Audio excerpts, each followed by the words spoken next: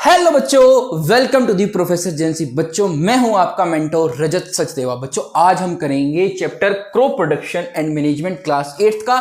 Techniques भी हैं मेरे बच्चे, बहुत मजा आने वाला है, लास्ट तक देखना और मेरे बच्चे सब्सक्राइब करके जाना मेरे भाई। तो चलते हैं हम अपने चैप्टर की तरफ। तो आज हम इन सबको पढ़ेंगे मेरे बच्चे। उससे पहले मैं आपको यह भी बता देता हूं इस चैप्टर को पढ़ना जरूरी क्यों है। देखो भैया, ये चैप्टर है हमारे पास क्रॉप प्रोडक्शन एंड मैनेजमेंट। आप सेम चैप्टर को मेरे बच्चे आप 11th में भी 9th में भी पढ़ेंगे। उसमें होता है ये क्रॉप इंप्रूवमेंट का।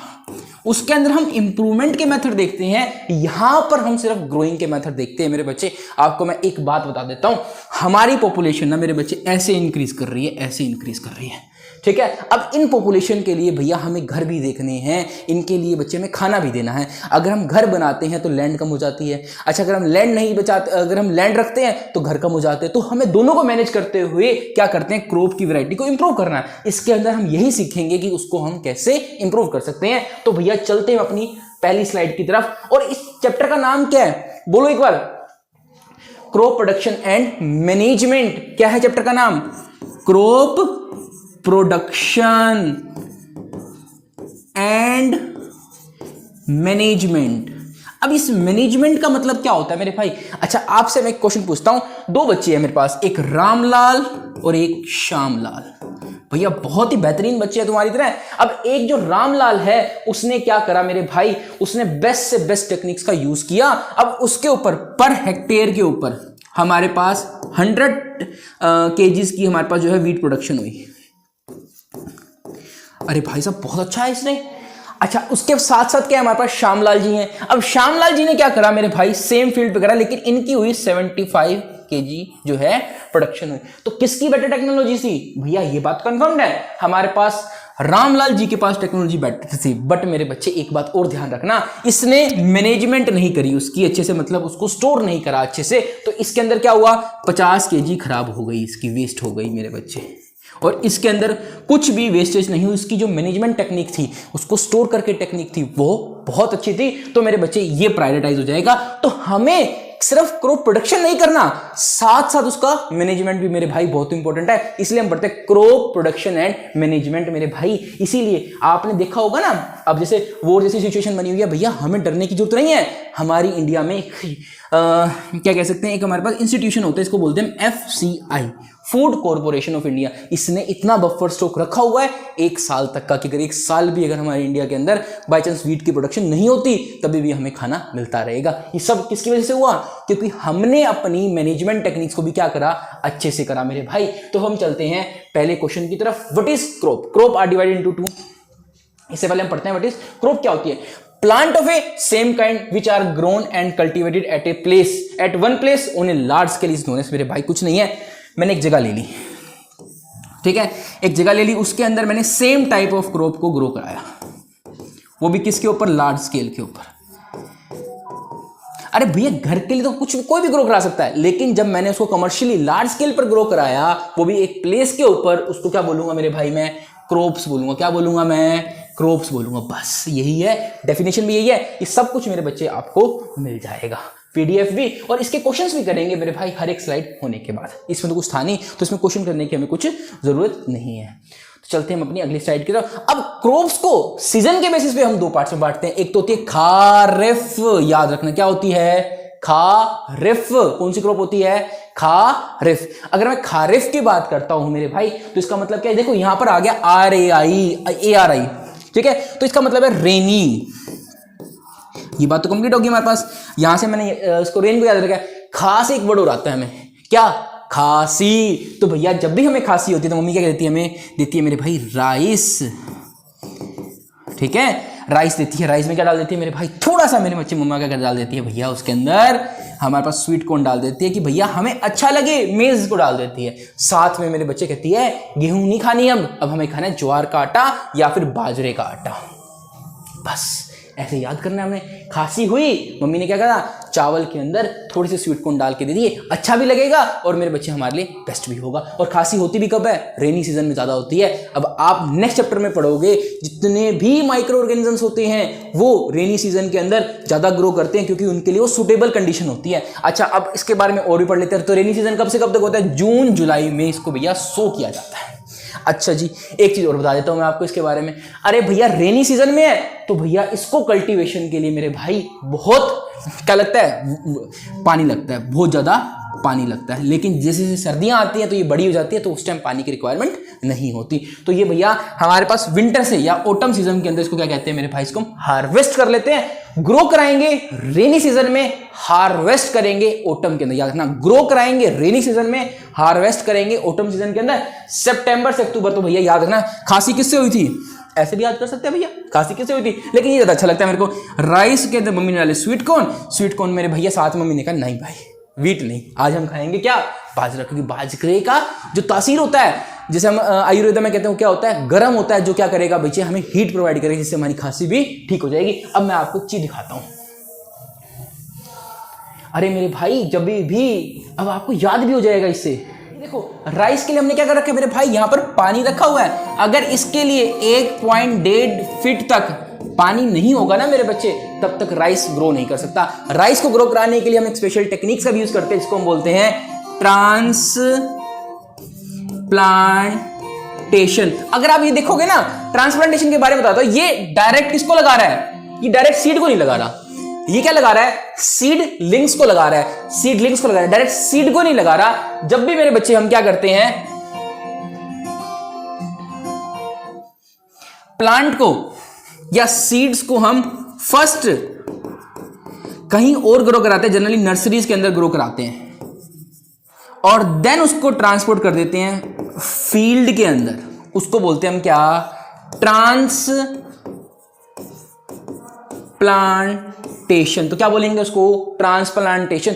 When the seeds are grown other than the, या फिर क्या कह सकते हैं, अवे फ्रॉम द फील्ड, या फिर एनी अदर लैंड, या एनी कहीं पर भी अगर उसको कराते हैं from the field and transplanted to the field when they are in a young stage और when they are in seedling stage. जब वो सीडलिंग स्टेज में होता है तो उसको हम क्या बोलते हैं, ट्रांसप्लांटेशन। ये किसमें कर रहे हैं हम, राइस के अंदर कर रहे हैं। अब आपको याद भी रहेगा, इस भाई का नाम याद रख लेना, इसका नाम मैंने रखा हुआ है श्यामलाल।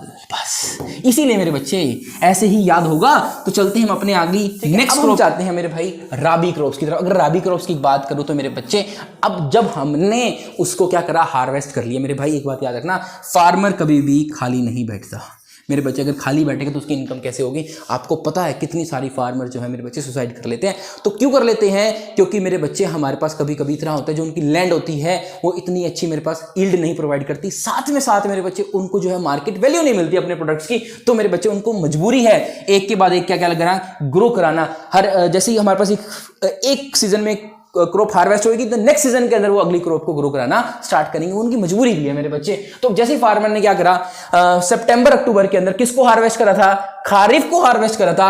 अब वो क्या करेंगे, सितंबर अक्टूबर के अंदर मेरे बच्चे राबी क्रॉप्स को ग्रो कराएंगे। किसको कराएंगे, राबी क्रॉप्स को ग्रो कराएंगे। अब इसको मैं कैसे याद करता हूं, एक बार मेरे बच्चे इसको भी देख लेते हैं। इसको मैं याद करता हूं आपके पास,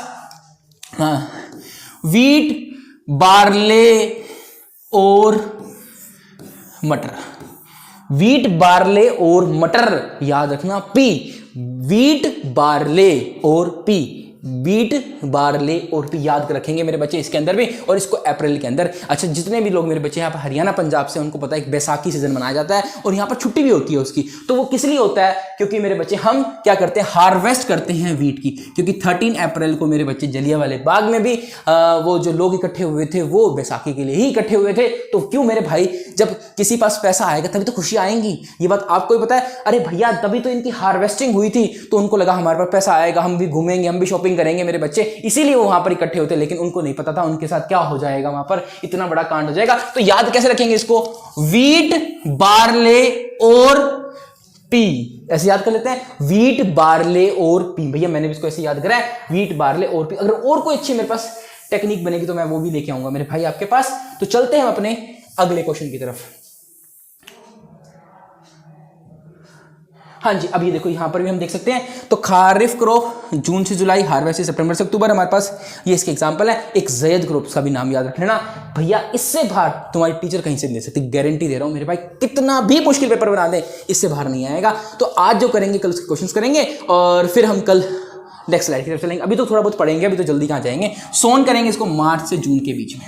खाली नहीं निकालना मेरे भाई, खाली नहीं। और कब बंद कर देंगे इसको? जुलाई से अक्टूबर के बीच में। इसको समर क्रॉप बोलते हैं। क्या बोलते हैं इसको? हम समर क्रॉप्स बोलते हैं।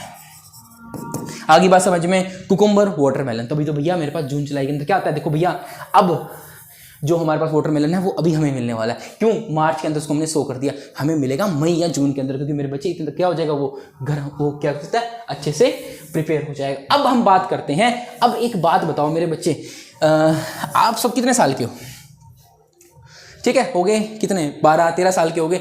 अब आपको क्या लगता है कि भैया इतना बड़ा हो जाना क्या आसान काम है? या फिर इतना, जब आपके पेरेंट्स है आपको क्या कह सकते हैं, IITN बना देंगे या डॉक्टर्स बना देंगे, इतना आसान काम होता है? नहीं मेरे भाई, बहुत टाइम लगता है। तो जो क्रॉप होती है ना, वो फार्मर की क्या होते हैं मेरे बच्चे, ऐसे उनके बेबीज कह सकते हैं, या फिर इनके उनके बच्चे कह सकते हैं। इतनी मेहनत लगती है मेरे बच्चे। तो ऐसा नहीं है कि भैया हमने डाला सीड और भैया कल को भाई साहब ये तो होगी 6 फीट की बड़ी होगी, उससे हमने प्रोडक्ट को ले लिया। ऐसा नहीं होता यार, हमें बहुत मेहनत करनी पड़ती है। तो यहां पर भी उस मेहनत के बारे में पढ़ेंगे।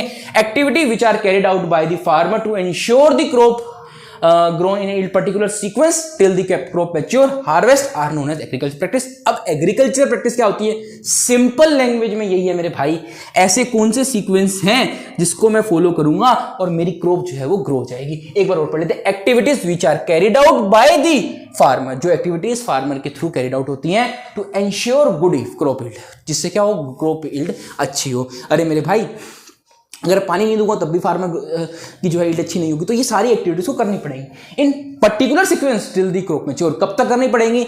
जब तक भैया क्रॉप मैच्योर नहीं हो सकती। जैसे मेरे बच्चे, आपके पेरेंट्स आपको तब तक हेल्प करेंगे, तब तक मेरे बच्चे आपको क्या करेंगे, प्यार करेंगे, जब तक आपकी सिलेक्शन नहीं हो, जब तक आप मैच्योर, प्यार तो करेंगे, तब तक मेरे बच्चे वो आपको क्या करेंगे, गाइड करेंगे, तब तक वो आपके साथ चलेंगे। उसके बाद तो भैया आपको खुद ही करना है सारा काम। तो यहाँ पर भी फार्मर कहता है जब तक वो मैच्योर नहीं होती तब तक मैं आपकी देखभाल करूंगा। तो चलते हैं आगे, क्या क्या है वो प्रैक्टिसेस, एक बार फटाफट कर लेते हैं।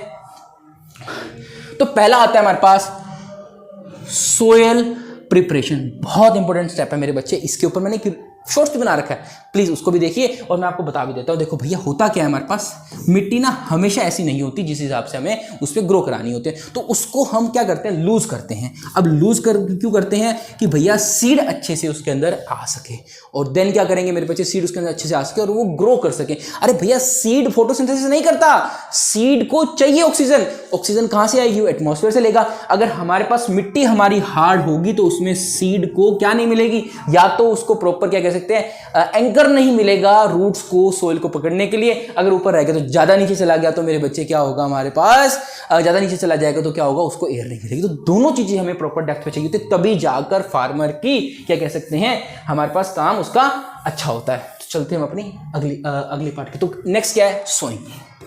अरे भैया, हमने प्रिपरेशन कराई इसलिए था कि अच्छे से सो कर सकें। तो देन आता है हमारे पास मैन्योरिंग। ये तो होता है मेरे भाई उसका खाना। यार एक बात बताओ, क्या बिना खाने के आप ग्रो कर जाओगे? नहीं करोगे ना। तो मेरे भाई फार्मर प्लांट कैसे करेगा? तो प्लांट का खाना क्या है, मैन्योर या फिर फर्टिलाइजर्स। उसके बाद क्या है, इरिगेशन। भैया खाना पानी। तो भैया एक बात बताओ, अब आपकी सबसे पहले क्या हुआ था, आपका जो सीड है आपकी मदर के अंदर गया था, तो फिर आपकी मदर ने क्या करा था, आपको खाना दिया था और पानी दिया था। क्या दिया था? खाना दिया था और पानी दिया था। और वीड, कोई भी ऐसा केमिकल नहीं लिया था आपकी मदर ने जिससे मेरे बच्चे आपके फीटस के ऊपर या उनके फीटस या आपके ऊपर कुछ नुकसान हो। देन मेरे बच्चे, उन्होंने क्या करा, जैसे ही आप मेच्योर हो गए, 9 मंथ पूरे हो गए आपकी मदर की प्रेगनेंसी के, आपका बर्थ हो गया, तो हार्वेस्ट कर लिया गया। उसके बाद थ्रेशिंग एंड विनोइंग। इसको हम ऐसे समझ सकते हैं मेरे भाई, आप जब हुए थे तो आपके ऊपर से एमनोइटिक फ्लूइड लगा हुआ था, एक फ्लूइड के अंदर थे आप, आपके ऊपर कुछ ब्लड के स्टेन थे, तो क्या करा, मदर ने उसको थ्रेशिंग और विनोइंग करी। मतलब मेरे बच्चे, अब एक बात बताइए, ये है मेरे पास क्या, एक सीड है, ठीक है। अब सीड का ये हमारे पास पोड है, यहां पर सीड है, ये वीट का सीड है बेसिकली। और बताते हैं मैं आपको, ये कैसा है, एक वीट का सीड है। अब इस वीट को मुझे अलग करना है, तो मुझे क्या करना पड़ेगा, थ्रेशिंग करनी पड़ेगी और विनोइंग करनी पड़ेगी। थ्रेशिंग का मतलब क्या होता है मेरे बच्चे, मेरे को इसको बाहर निकालना पड़ेगा इससे। और विनोइंग का मतलब क्या होता है, अब ये बाहर तो आ गया है लेकिन अभी भी इस शेफ से, मतलब इस भूसे के साथ अटका हुआ है।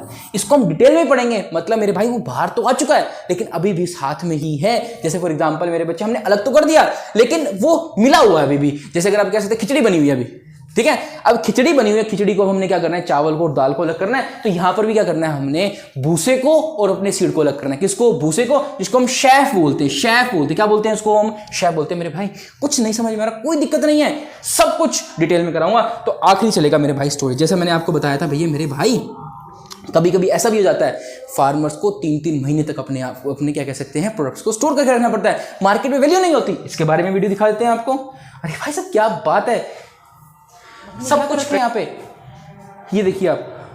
अब ये इंडियन फार्मर ने इसको स्टोरेज कर रखी है, नहीं करेगा तो उसकी सारी ईल्ड खराब हो जाएगी मेरे भाई। तो ये फार्मर के लिए करना जरूरी होता है। देखो उसके लिए क्या लगा रखा है, एयर लगा रखा है, कि क्या एयर किस लिए लगा रखी है, एडिशन बनी रहे मेरे बच्चे, जिसकी वजह से क्या हो, हमारे पास कोई भी जो है, हमारे पास अनियन जो है वो रोटन ना हो जाए मेरे बच्चे, सड़ ना जाए बेसिकली। ठीक है, तो आज हम की क्लास यहीं तक रखते हैं। कल हम क्या करेंगे मेरे बच्चे, प्रिपरेशन ऑफ सोइल को डिटेल के अंदर पढ़ेंगे। उससे पहले मैं आपको 10 क्वेश्चन कराऊंगा, फिर चलेंगे हम आगे। थैंक यू एंड प्लीज मेरे बच्चे लाइक, सब्सक्राइब एंड शेयर।